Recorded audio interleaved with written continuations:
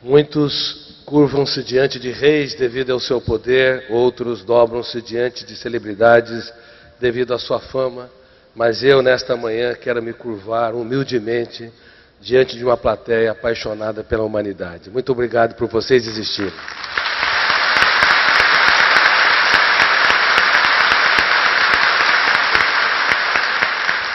É uma honra estar aqui no CEMESP falando do personagem que mudou a história da humanidade, penetrando pelo menos um pouco nas áreas mais íntimas que o levaram a se tornar não apenas o personagem antes e depois da sua história, rompendo os capítulos mais importantes da existência humana, mas também foi o maior formador de pensadores de todos os tempos. Para falar da inteligência de Cristo, as ferramentas que ele utilizou nos focos de tensão, as técnicas que ele usou para proteger a sua emoção e os seus comportamentos que revolucionaram a humanidade, eu preciso previamente falar um pouco sobre o pequeno e infinito mundo da nossa própria mente, que nos tece como Homo sapiens. Quem somos? O que somos? Nós somos a única espécie, pelo menos que nós temos conhecimento, em meio a mais de 10 milhões de espécies, que pensa e tem consciência que pensa. Mas, infelizmente, nós não honramos a arte de pensar numa estatura digna. Paradoxos surpreendentes têm nos deixado assombrados. Nunca tivemos uma indústria do lazer tão poderosa como na atualidade. Crianças, adolescentes e adultos têm a televisão, a internet, têm a música, o esporte, os games, os celulares. Embora estejamos diante da indústria mais poderosa para financiar o prazer, nós estamos diante da geração mais triste de todos os tempos. 1 bilhão e 400 milhões de pessoas, cedo ou tarde, desenvolverão o último estágio da dor humana, de acordo com algumas pesquisas, inclusive da ONU. Ou seja, desenvolverão um quadro depressivo, um tipo de depressão. E de acordo com institutos como a Universidade de Michigan, 1 em cada 2 pessoas, ou mais de 3 bilhões delas, cedo ou tarde, desenvolverão um transtorno psiquiátrico. Não apenas depressão, mas transtornos obsessivos, transtorno do pânico, doenças psicossomáticas, os vários tipos de ansiedades, psicoses e assim por diante. Temos de nos perguntar, para onde caminha a humanidade? Por que na era da indústria do lazer? Por que no apogeu da medicina? No apogeu da psiquiatria? Por que na era dos avanços da indústria digital, dos computadores, nós não conseguimos nos conectar conosco? Não conseguimos dar um choque de lucidez nos fantasmas da nossa emoção, que sabotam a nossa qualidade de vida? Por que o nosso eu não consegue ser um autor pleno da nossa história? Por que pais e filhos não apenas estão próximos fisicamente, no pequeno cosmo da sala de casa, mas frequentemente infinitamente distantes, porque eles não sabem transferir o capital das suas experiências? Pais falam sobre o mundo em que estamos, mas se calam sobre o mundo que somos. Falam de política, esporte, economia, falam do mundo de fora, mas não conseguem falar das suas lágrimas, para que seus filhos aprendam a chorar as deles, porque cedo ou tarde chorarão, porque não há céu sem tempestades, nem caminho sem acidentes. Por que pessoas de todas as culturas têm dificuldade enorme de reconhecer o que sempre foram, apenas seres humanos, imperfeitos, limitados e às vezes fragmentados? Temos de colocar os nossos títulos à nossa frente. Uns são médicos, outros empresários, outros advogados e assim por diante. E não percebemos que tudo isso é trivial. O essencial é que nós somos caminhantes que andam no traçado do tempo em busca do mais importante de todos os endereços, o endereço que poucos encontram, o endereço dentro de nós mesmos. Vocês já encontraram esse endereço? O maior desafio de um ser humano não é ter um endereço digno, um apartamento, uma casa, um ambiente para morar. O maior desafio de um ser humano é sair da superfície da inteligência e penetrar em camadas mais profundas do seu próprio ser, para que não viva esse paradoxo. Se a sociedade me abandona, a solidão é suportável, mas se eu mesmo me abandono, ela é intolerável. Poderiam repetir? Se a sociedade me abandona, a solidão é suportável, mas se eu mesmo me abandono, a solidão é intolerável. Nunca as pessoas viveram tão distantes de si, conectadas com o mundo, mas não entram em camadas mais profundas da sua própria história. Não é à toa que milhões, centenas de milhões, bilhões de pessoas estão adoecendo. Estamos vivendo esse paradoxo, ser um estrangeiro em nossa própria personalidade. Queridos amigos, a humanidade tomou o caminho errado. Não apenas pelo paradoxo, uma indústria do lazer poderosa e uma geração entristecida, uma medicina e uma ciência avançada e o adoecimento coletivo da humanidade. Mas também nunca tivemos tanto acesso a informações, nunca tivemos uma construção de dados tão poderosa. Porém, nunca formamos tantos repetidores de informação e não pensadores. Repetir dados nos torna servos.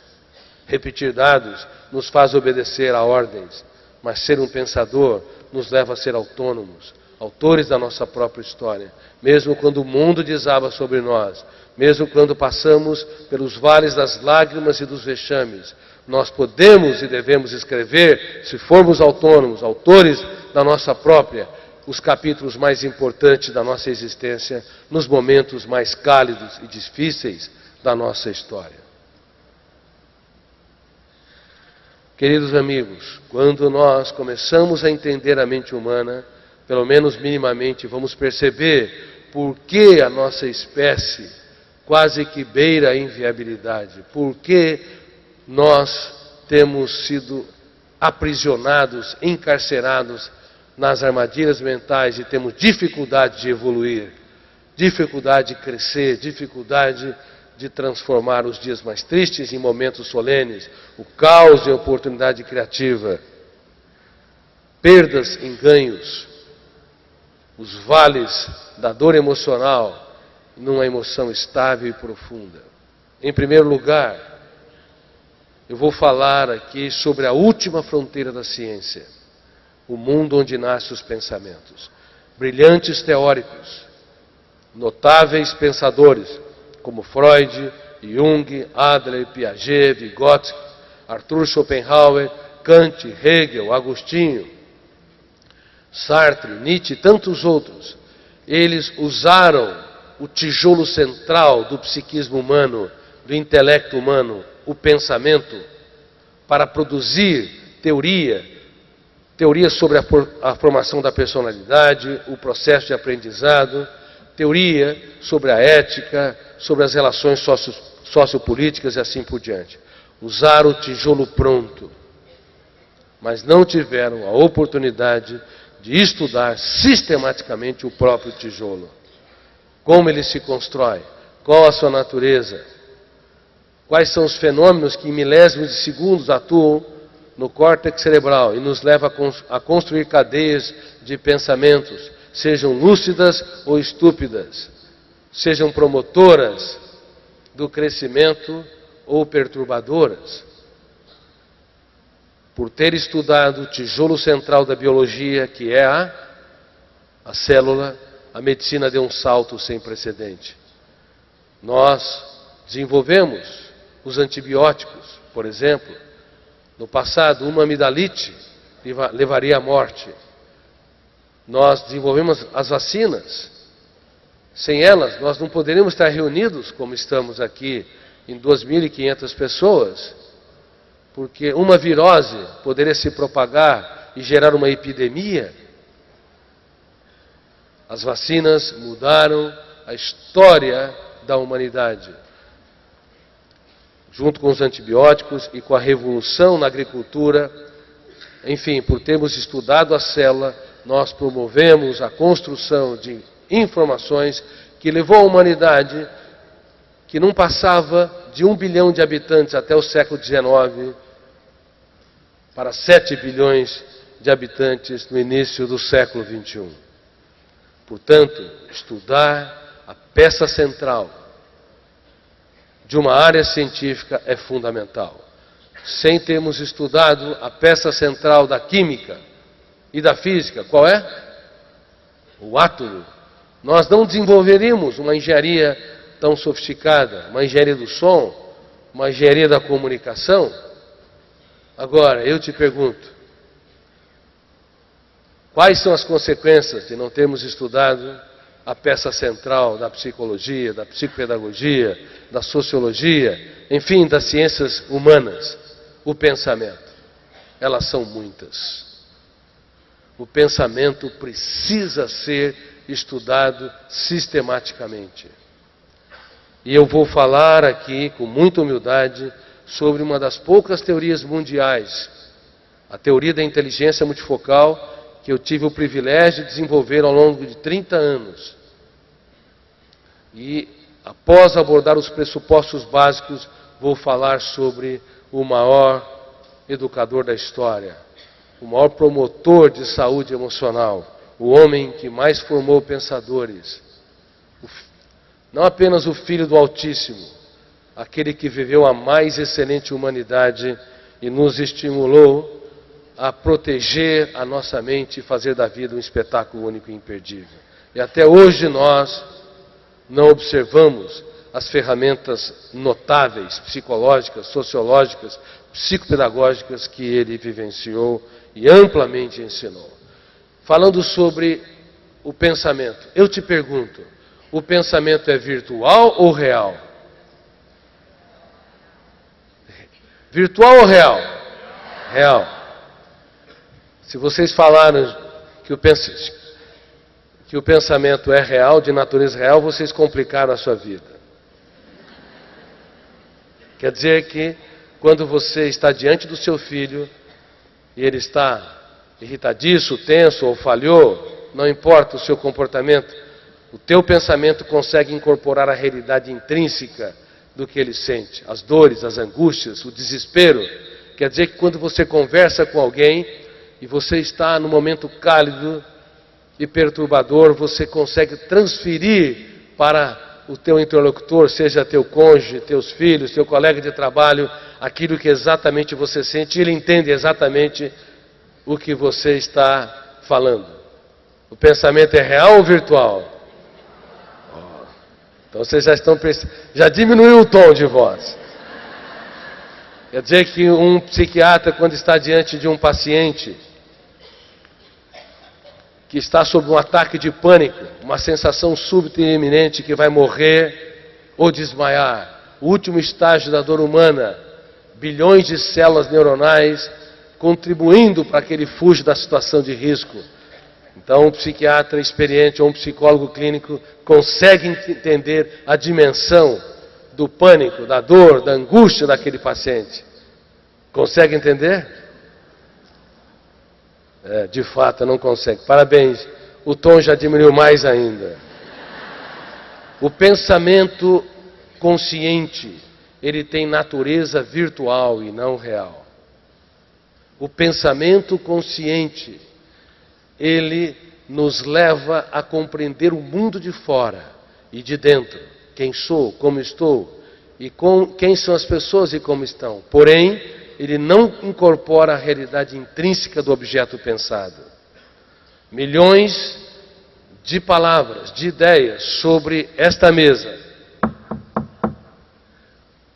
pode ser extremamente interessante e rica, porém não incorpora a realidade intrínseca da celulose. Entre o pensamento e a mesa existe um anti-espaço.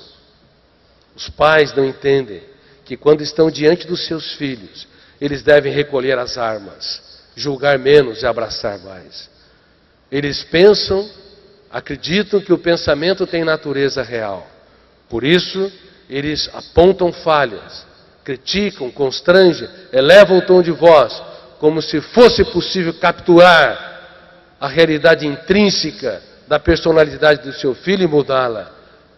E cometem erros atrozes, mesmo pais excelentes.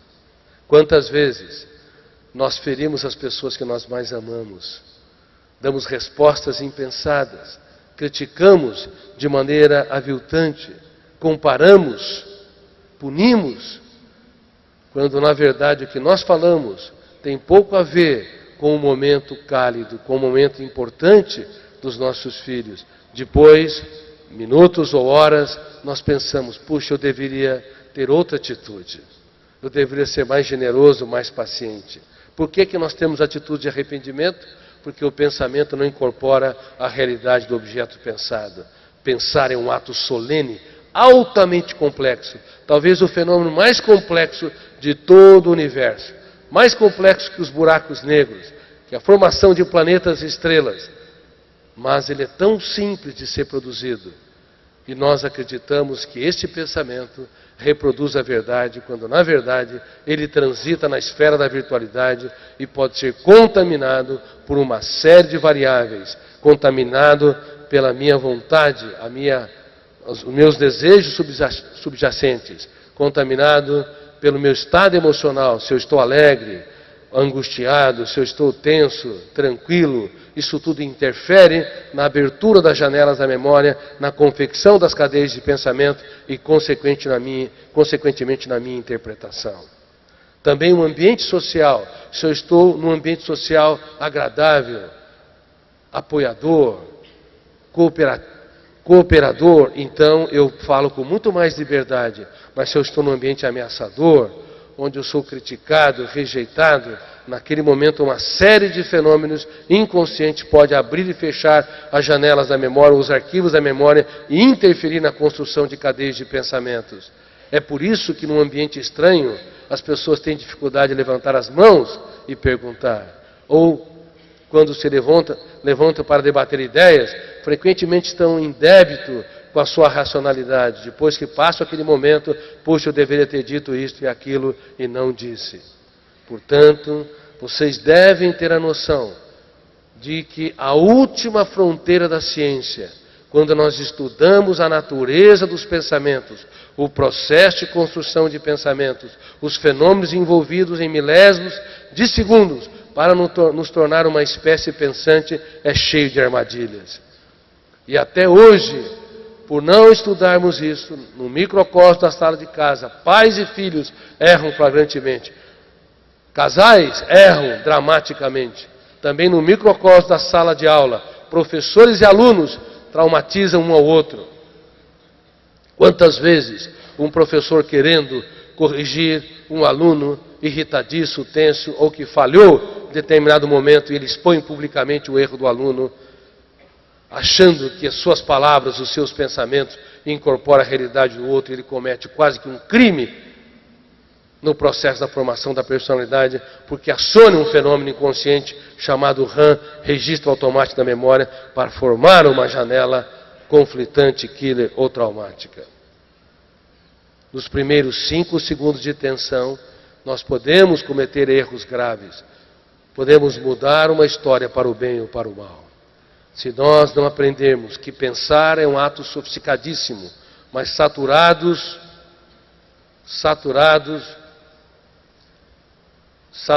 de armadilhas, de contaminações, nós vamos, de fato, ferir as pessoas mais caras, constranger, apequenar as pessoas que precisam mais do nosso apoio, do nosso abraço, do nosso encorajamento.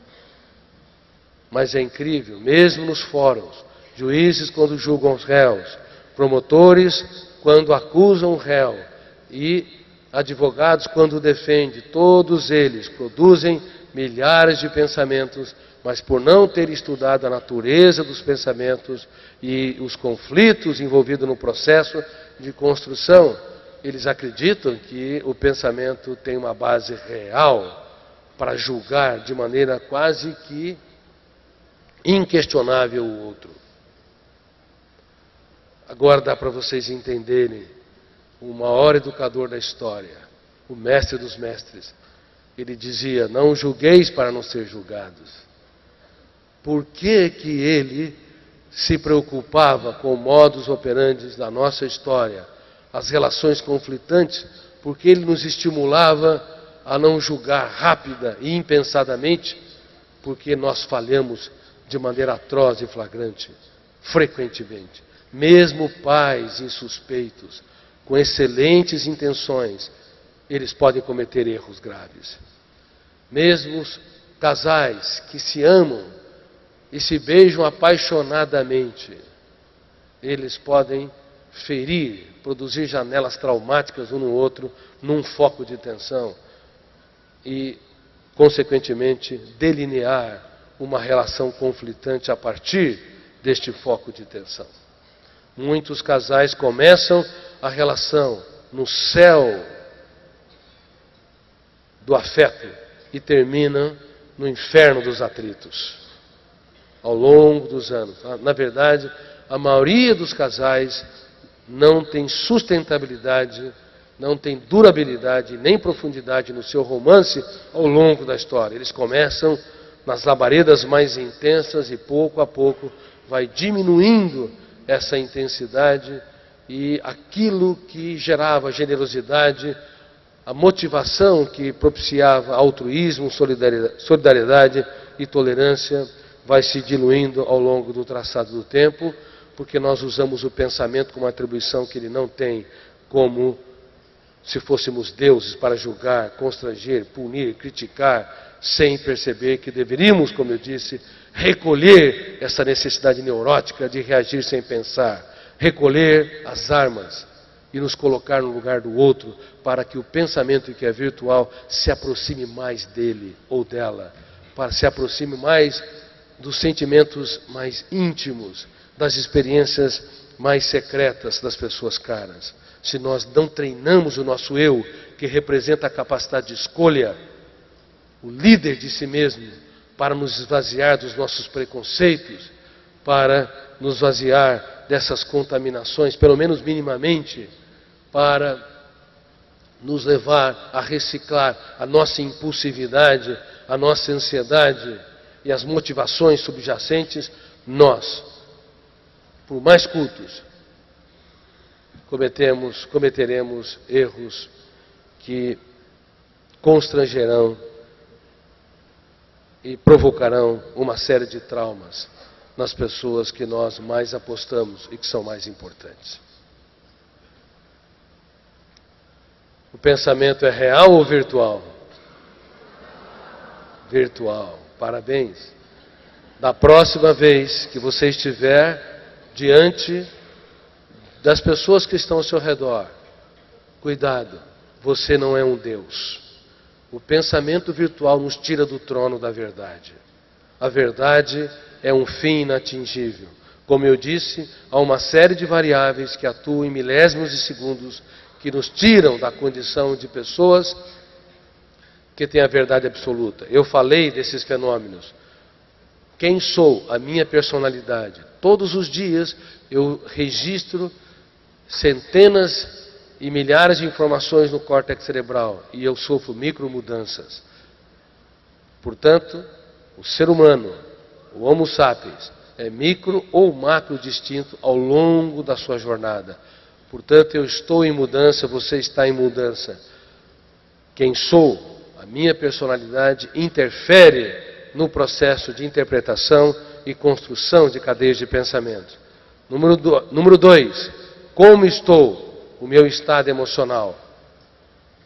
Como eu disse, os vários tipos de emoções também fazem parte, influenciam a construção dos pensamentos e maculam as nossas verdades.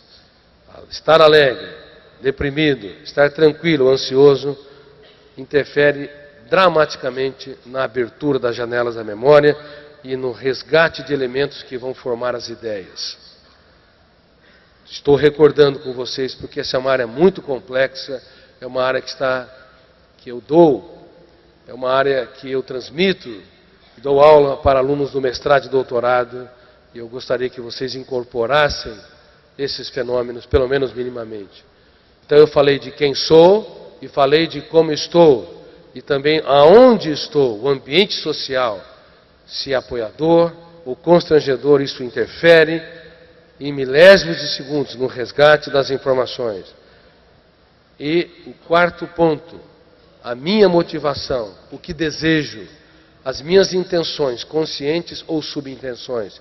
Quando uma pessoa ela tem uma ligação, um afeto com alguém, a interpretação é completamente diferente. Quando ela já tem um pé atrás, quando ela tem uma motivação de rejeição, de exclusão, a capacidade de interpretar a realidade fica completamente enviesada. Olhem para o que ocorre no mundo. Algumas celebridades falam pensamentos bem diminutos, pobres, sem grande relevância, mas como a imprensa valoriza aquela celebridade, é noticiado nos meios de comunicação, jornais e revistas, como algo notório. Enquanto há pessoas simples e anônimas que desenvolvem ideias brilhantes, muito mais ricas e profundas, mas porque eles não têm relevância social diante dos meios de comunicação, consequentemente não são valorizados na estatura que merecem. Portanto, as motivações conscientes e inconscientes interferem na nossa maneira de ser e pensar. Quando você estiver diante de alguém, de um aluno, de um filho, do seu cônjuge ou colega de trabalho, vocês têm de se policiar. Qual a sua motivação? Se você já tem uma certa rejeição, se aquela pessoa falhou várias vezes, se você está precavido, então cuidado, a sua interpretação vai estar extremamente enviesada.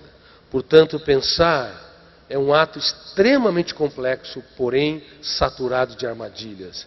É provável que mais de 90% dos nossos julgamentos estejam dramaticamente contaminados. É provável que grande parte das nossas atitudes com as pessoas que nós amamos prejudica-as e não as promove. Por isso que eu digo, mais de 80% das correções que pais fazem para com filhos, professores para com os alunos, produzem janelas traumáticas, killer, e não janelas light, que promovem a serenidade, o altruísmo, a solidariedade, a coragem, a ousadia. O que quer dizer killer no inglês? Assassino.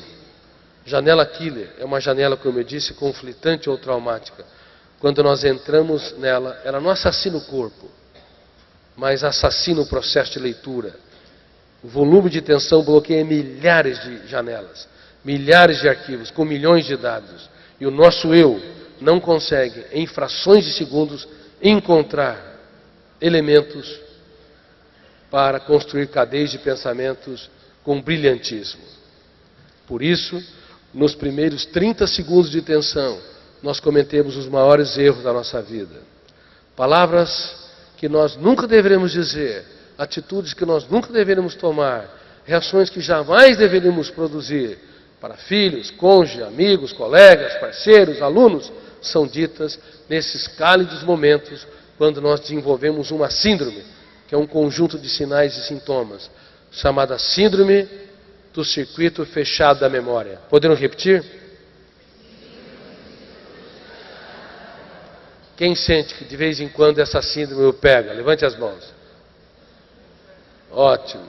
Quem não levantou as mãos é porque não mapeou a sua história. Porque se mapear, você vai perceber que a síndrome do circuito fechado da história faz parte todos os dias da nossa própria existência. Quando eu descobri essa síndrome, eu entendi por que a humanidade tem falhado flagrantemente. Por que produzimos medicamentos através da ciência para salvar vidas e também armas de destruição de massas para exterminar seres humanos da nossa espécie? Por que, num momento, nós podemos ter atitudes generosas com as pessoas que estão ao nosso redor, mas sob um ataque de nervos ou de tensão, nós temos respostas rígidas, agressivas, destituídas de altruísmo? Por que flutuamos? Por que uma pessoa calma tem reações ansiosas e uma pessoa coerente, culta, em alguns momentos tem reações estúpidas? Por que o ser humano não é plenamente linear? Uma reta, ele flutua. Claro, o que ele não pode é flutuar demais. Senão de manhã, uma pessoa pode se apresentar tranquila, serena, e à tarde está soltando pela boca labaredas de fogo que ninguém consegue conviver, nem ele. Essa flutuabilidade emocional, ela é doentia. Uma flutuabilidade branda é aceitável e inevitável. Não existe equilíbrio pleno como as pessoas acreditam. Inclusive na psicologia e psiquiatria. O ser humano, ele tem um campo de energia psíquica que entra no estado de desequilíbrio. Até mesmo isso é fundamental para que ele possa construir cadeias de pensamentos. Cada pensamento é organizado, experimenta o caos, se desequilibra para se reorganizar em novos pensamentos. Cada emoção é formada, organizada, experimenta o caos, se desorganiza para se construir a partir de com outras emoções ou a partir de outros sentimentos. Portanto, hoje a tranquilidade, em alguns momentos depois, horas ou minutos depois, se transforma em ansiedade, que se torna numa emoção calma, depois se torna numa experiência alegre, depois num ambiente emocional angustiante, humor depressivo e assim por diante. Portanto, você tem de ter paciência consigo. Você, se quer crescer, amadurecer, deve saber que você não é sempre linear. Deve relaxar mais. Deve contemplar o belo, fazer das pequenas coisas um espetáculo aos olhos. Você é um ser humano complexo. Você é um ser humano não linear. Eu sou um ser humano não linear. Nós somos tão complexos que quando nós não temos problemas, nós os criamos. Quem cria de vez em quando alguns problemas para si? Levante as mãos. Parabéns, vocês são normais.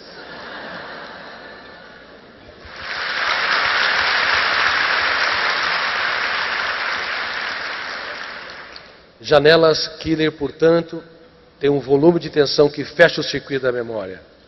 E as janelas Light, como eu disse, iluminam o eu, financiam as características mais nobres da personalidade, como segurança, ousadia, criatividade, capacidade de pensar antes de reagir, capacidade de contemplar o belo, de se encantar com a existência, capacidade de se interiorizar, refletir e assim por diante. O nosso desafio ao longo da nossa jornada é ser plantadores de janelas light. Devemos ser agricultores no território da emoção. A maior função de um educador é plantar janelas light em seus educandos, em seus filhos e alunos. A maior função de um cônjuge para ter durabilidade e sustentabilidade, o seu romance é plantar janelas light.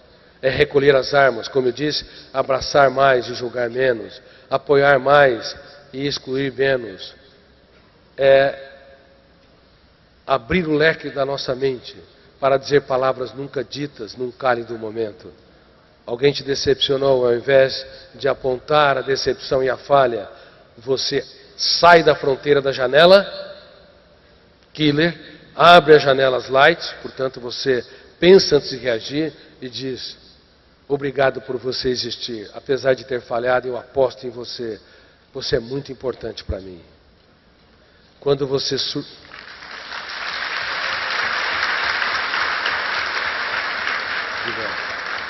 Quando o nosso eu entende a complexidade da movimentação dos pensamentos e as armadilhas mentais, ele começa a dar um passo sem precedente no crescimento seu e no crescimento do outro. Ele, ao invés de usar as ferramentas que nunca funcionaram para mudar o outro, ele começa a usar ferramentas que impactam o outro. Quais são as ferramentas que nunca funcionaram? Número 1. Antes disso, por favor, recitem essa tese. Ninguém muda ninguém. Eu tenho o poder de piorar os outros,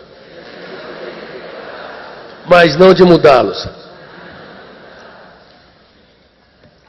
Quais são as estratégias que nós usamos e que pioram os outros? E que desde que o mundo é mundo, elas são produzidas, vivenciadas à exaustão. Inclusive em ambientes intelectuais, como universidades, instituições religiosas e assim por diante. Número 1, elevar o tom de voz. Toda vez que você eleva o tom de voz, você carrega nas tintas, há um fenômeno inconsciente chamado RAM, registro automático da memória. Podendo repetir? Este fenômeno também nos tira a condição de ser deuses. O pensamento é virtual, nos tira a condição de ser deuses, mas também o fenômeno RAM, ele nos retira da condição de deuses. Nos computadores nós somos deuses por 3 atividades, por 3 fenômenos. Eu registro o que quero, quando quero, eu deleto o que quero, quando quero, e eu entro nos arquivos que bem entendo. No córtex cerebral, nós temos problemas nessas 3 áreas. Eu registro o que não quero e não apenas o que quero. Se você detesta alguém, tenha certeza, ele vai dormir com você. Detestou, rejeitou, excluiu, você trouxe tal pessoa para o centro do córtex cerebral e vai se reunir na sua mesa e perturbar o seu apetite. O fenômeno RAM não pede licença. Registro automático da memória gera uma janela killer. Registrou. E a janela killer fecha o circuito da memória. Tá. Então, o registro não apenas depende do eu, ele é automático e involuntário. Número 2. Você não deleta a memória do córtex cerebral, a não ser que haja um traumatismo crânioencefálico, um tumor cerebral, uma degeneração cerebral como mal de Alzheimer, ou um acidente vascular cerebral, um derrame. É impossível o eu deletar a nossa memória.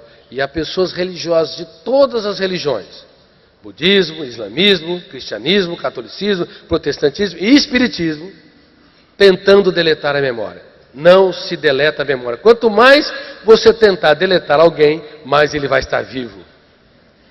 Vivo. Quanto mais tentar deletar um desafeto, mais ele vai conviver com você. Quem já foi traído de alguma forma aqui? Levante as mãos. Sejam sinceros.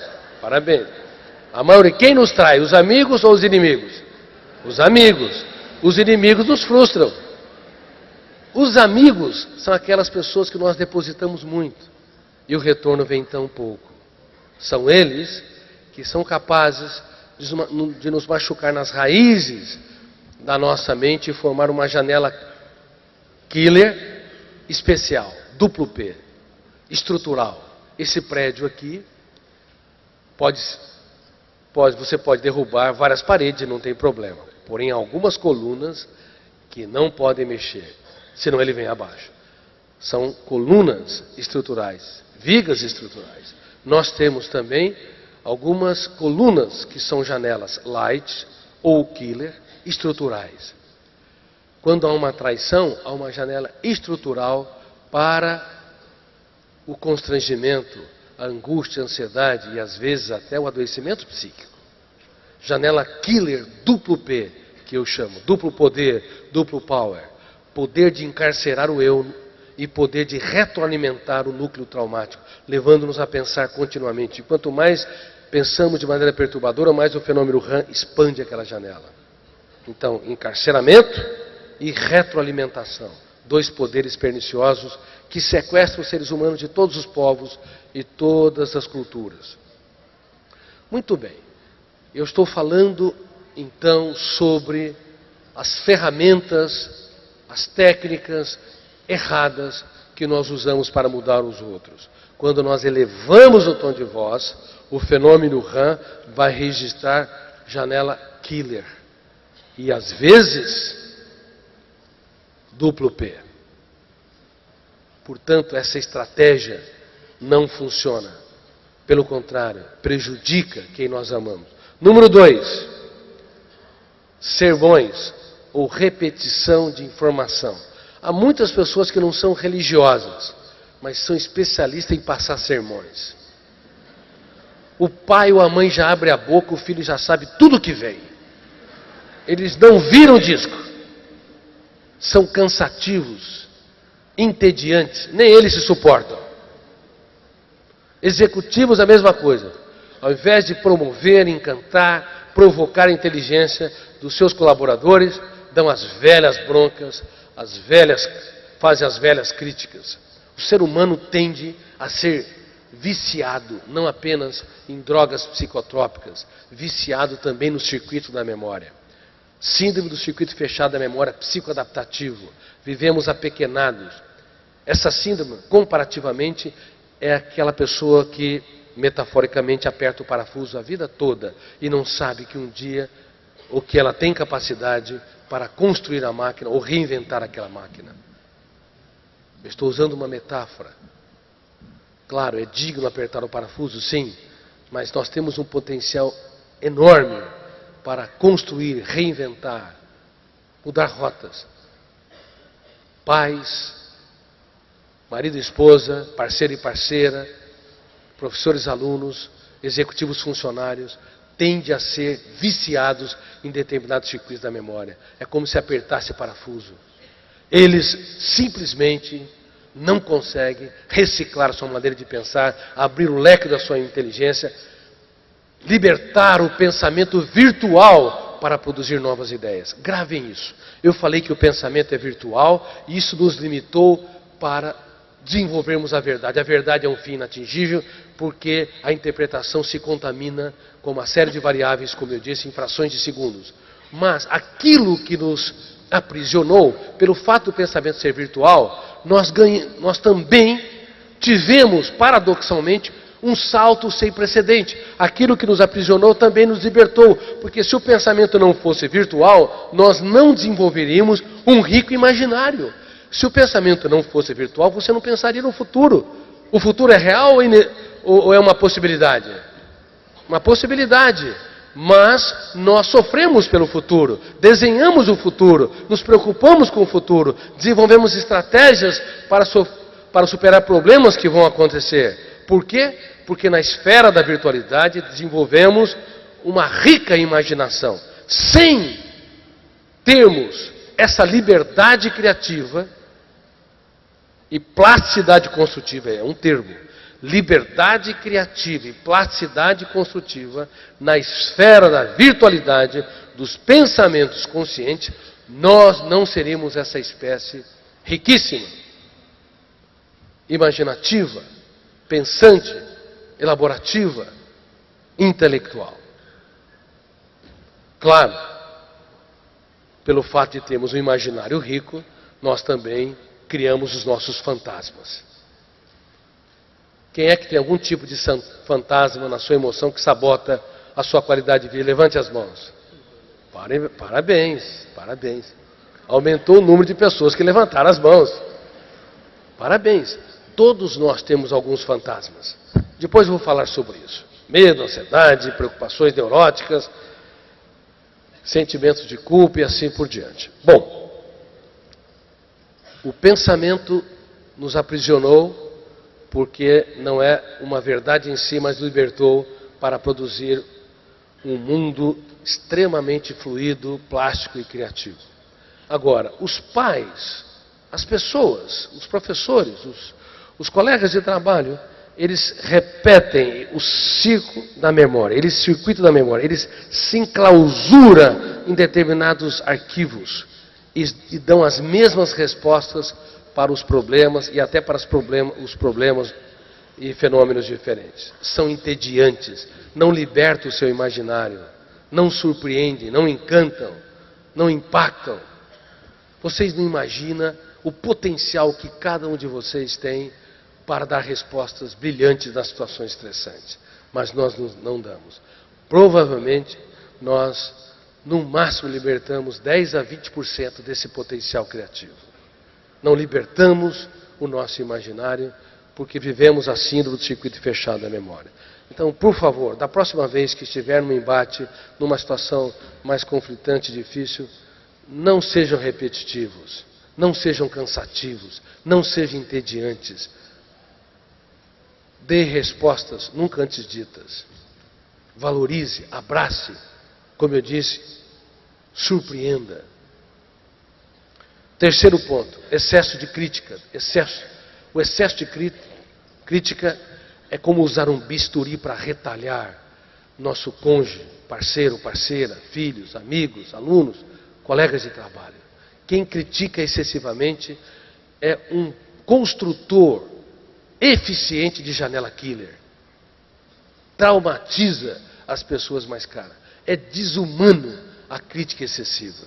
E muitas pessoas são viciadas, não apenas em elevar o tom de voz e serem entediantes, mas criticar, apontar falhas, como se eles fossem deuses, como se o seu pensamento fosse capaz de mudar o outro. E ninguém muda ninguém. Temos o poder de piorar os outros, porque o fenômeno RAM registra em milésimos segundos janelas killer ou traumáticas. Então, por favor, vocês podem até criticar, mas antes de criticar eu vou dar uma técnica. Primeiro conquiste o território da emoção, para depois conquistar o território da razão. Falo isso para os meus alunos do mestrado e doutorado em psicanálise, coach, gestão de pessoas, ciências da educação. Uma pessoa verdadeiramente brilhante, ele conquista o território da emoção. Ele elogia primeiro para depois fazer o apontamento da falha ou a crítica. Nunca o contrário. Comparações é algo pobre.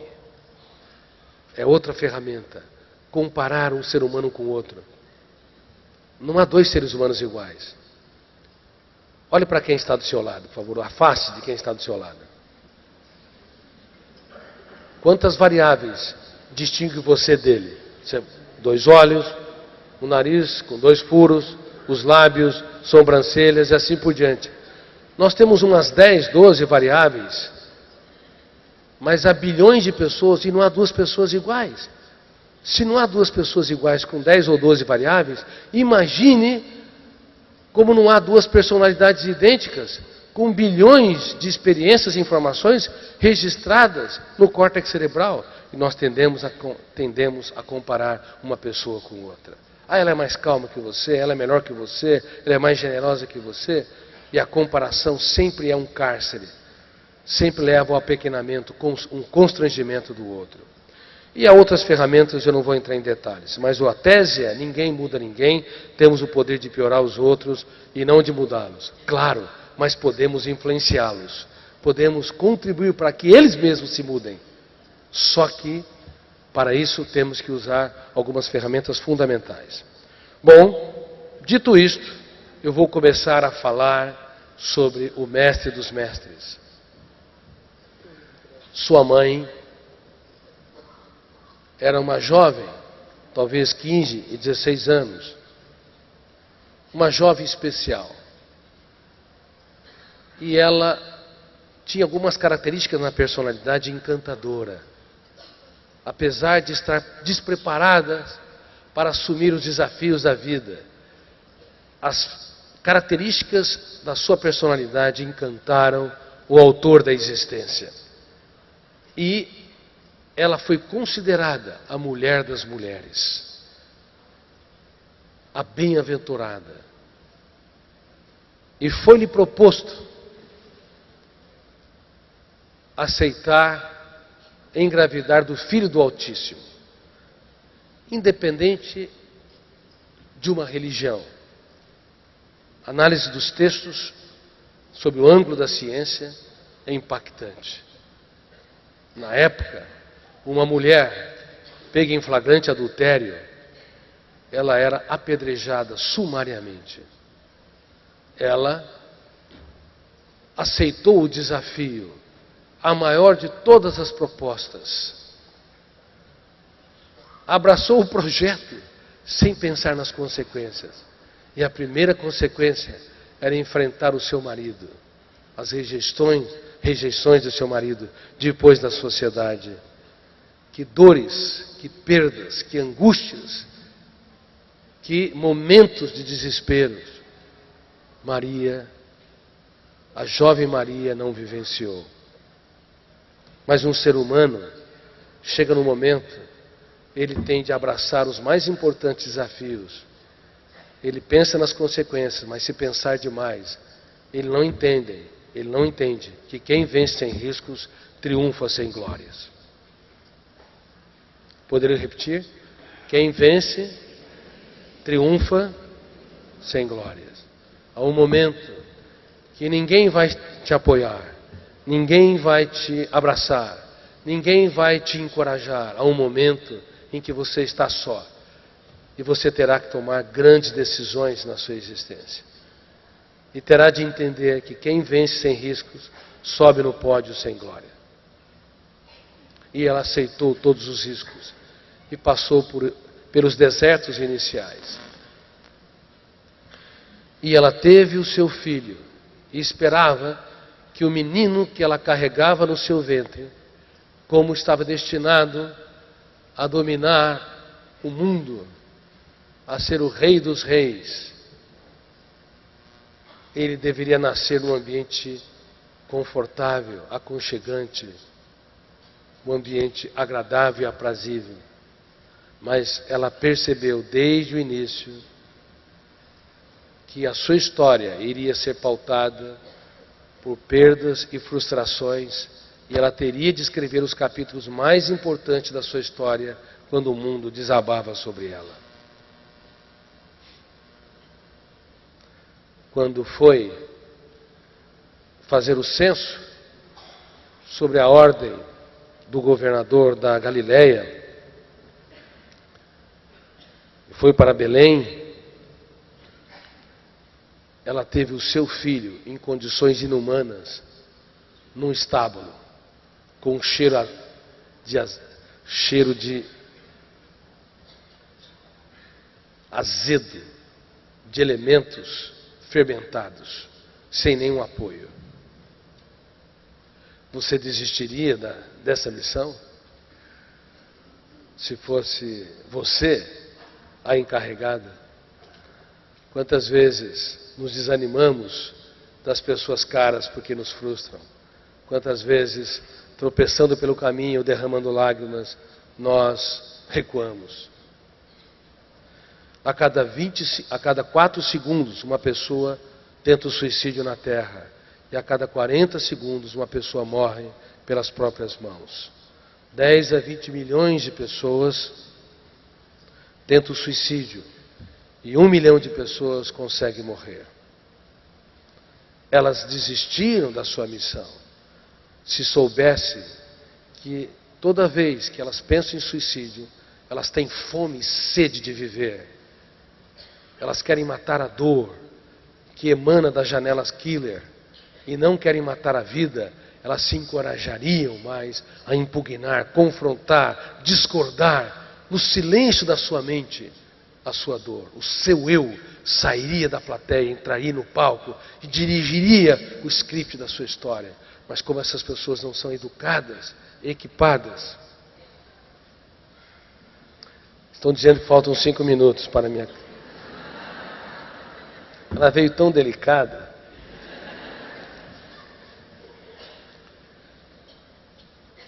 Gravem isso. Está aumentando o número de suicídios de maneira assustadora. Mas as pessoas que pensam em morrer têm fome e sede de viver. Essa é uma nova visão psiquiátrica, uma nova visão psicológica.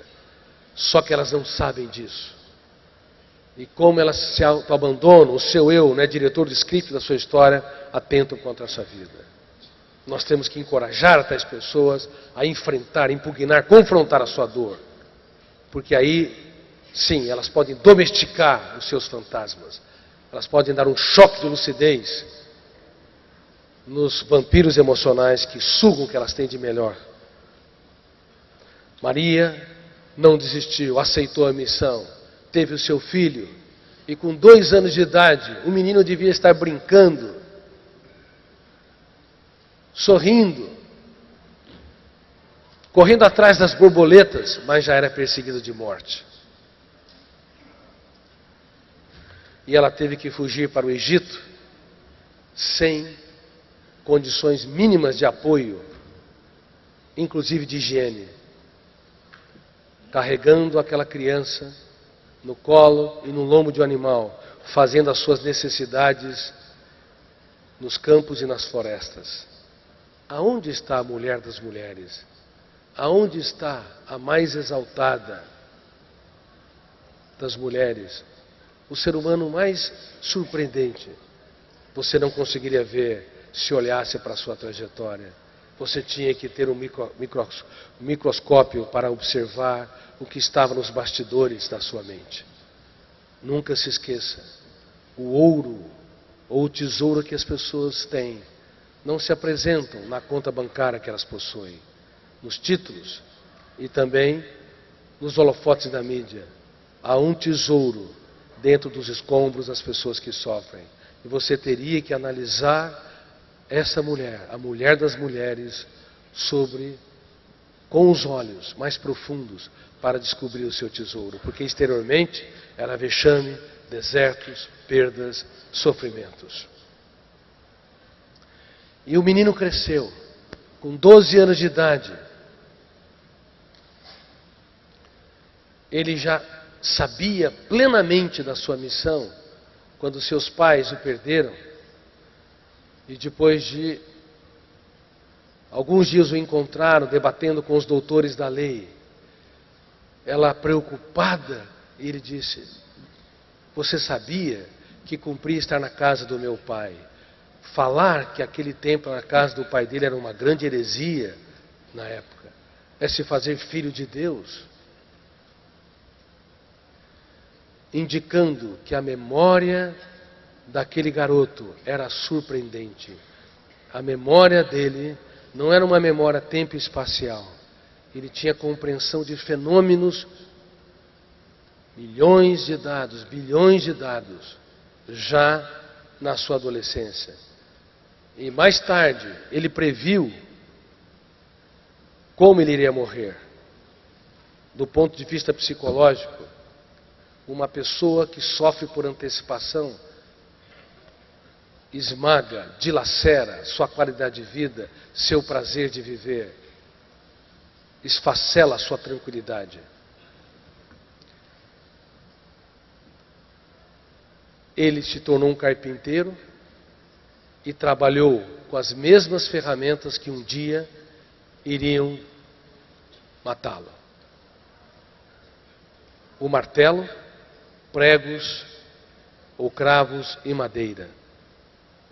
Se ele não soubesse gerenciar seus pensamentos, ele sofreria por antecipação e quando abrisse a boca ao mundo, não seria tranquilo, sereno, generoso, altruísta, não apostaria tudo que tem naqueles que pouco têm, não seria feliz, contemplativo, não seria o mestre dos mestres.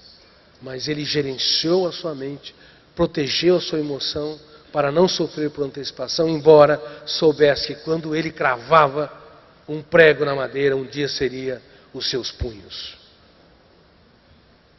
E eu me perguntava, eu que fui um dos maiores ateus que já pisou nessa terra, mais talvez do que Nietzsche, do que Sartre, do que Marx, que escreveu que a busca por Deus é o ópio que entorpece a mente, do que Freud, que escreveu que a busca por Deus é a busca de um pai protetor.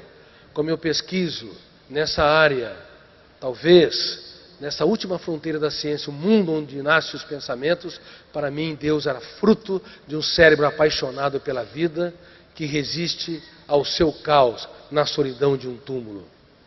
Nem vou explicar isso para vocês. Mas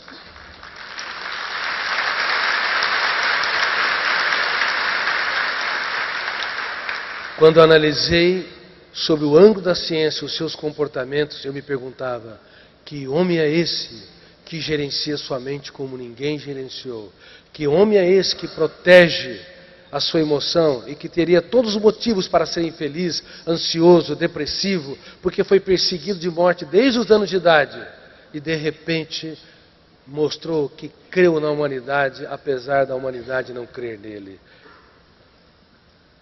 Apostou tudo o que tinha naqueles que o decepcionaram.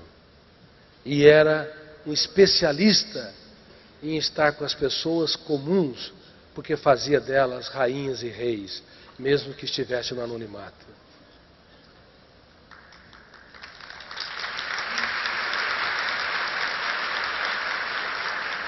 A partir daí eu me curvei aos pés desse homem e me tornei um cristão sem fronteiras.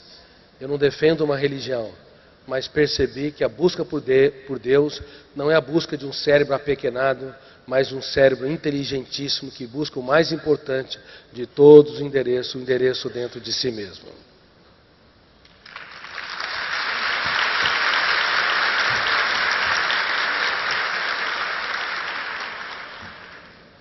Bom, eu vou encerrar a minha primeira parte da minha preleção. Nós vamos ter um intervalo de uma meia hora, vou autografar alguns livros aqui e depois nós continuaremos. Muito obrigado por me ouvirem.